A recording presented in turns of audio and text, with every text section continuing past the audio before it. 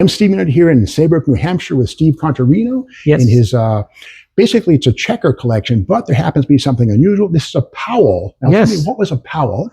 So a Powell was made in 1956. It was an American-made car, made in California, and it was a kind of an idea to create a utility-type vehicle. They were looking at pickup trucks, so they made 1,200 pickup trucks, and the pickup trucks were kind of unique. They had a very square look to them, and if you notice, it was made this way, and if you see the picture, that's the pickup truck. Well, they also made about 8 or 10 of these, what they call safari wagons. And this safari wagon or sport wagon was really unique. This was from the Peterson Museum, and it's somebody has told me it's over restored because it has chrome bumpers and whatnot, but I'm currently putting some scheme on it to make it look a little older. And why is because people see this and they think it's a funeral car because of these rails on the top, but it's really not. So I'm in the process of changing it a little bit and putting a little bit of trim on it so that it'll make it look more like a classic automobile that it is. Now, correct me if I'm wrong, but I guess Powell's were built basing 41 Plymouth chassis and engines. Yeah. For repurposed. Yeah, it's almost, it has some similarities with the Tucker. They were taking chassis that they were getting from Plymouth and putting them underneath the vehicle and then calling them, a Powell. So it's really unique. It has a lot of Plymouth driveline components in it, but the body shell itself is different. But it wouldn't be right to just show you this car, and I'm a little ill prepared, but I have to show you what the Powell option was that kind of pushed them off, into being able to sell 1,200. So most automobiles, you see this, beautiful design here, but what you don't know is the Powell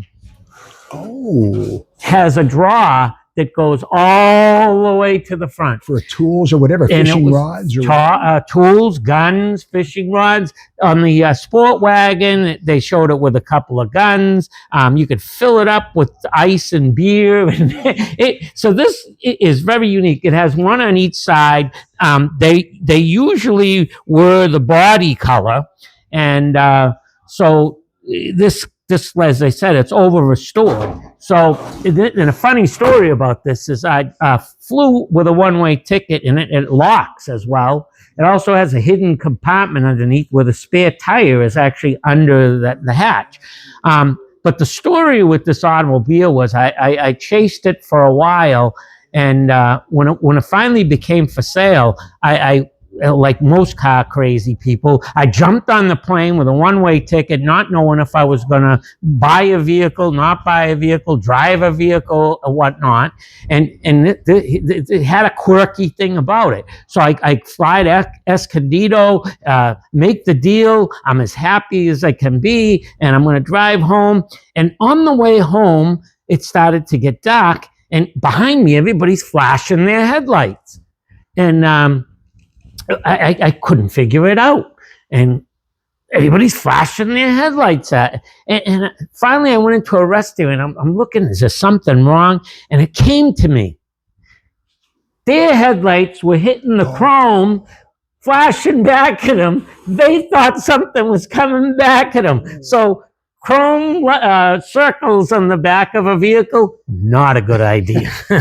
kind of quirky, but that took me a while, a couple of states, and then I finally realized what was going on. I said, why is everybody flashing? But it's unique. It's got, so these windows all slide, so it's sliding windows, so open air concept. The seat actually does fold down. The family of Powell is still around, and they're still into the automobiles. And this was actually sketched by Rarity, one of the granddaughters. Wow. So that's just their version of what a Powell looked like. And of course, you have to show the back. So you say there were a handful of sport wagons built.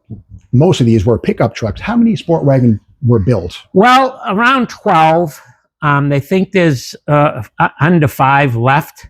The Powell Club knows of 3 or 4, and this maybe be 5. So it's a relatively rare vehicle, but I like it because it's unique. And the man I bought it from, Dick Messier, I'm not sure how close you are to the Peterson Museum. Oh, sure. I used to park there. Well, yeah. Dick Messier was the curator. Okay. So that's who I bought the vehicle from. So it's, he took a lot of pride in it. He bought it from the Peterson, and then I bought it from Dick. And Dick was at the time when I bought it, I've had it for about 3 or 4 years. He was getting up there, and he sold a few of the vehicles.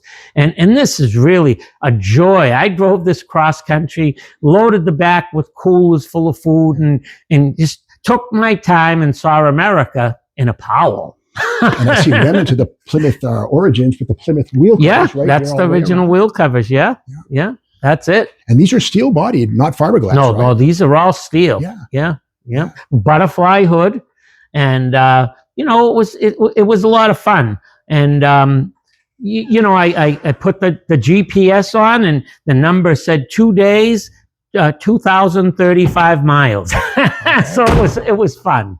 Yeah, it was fun.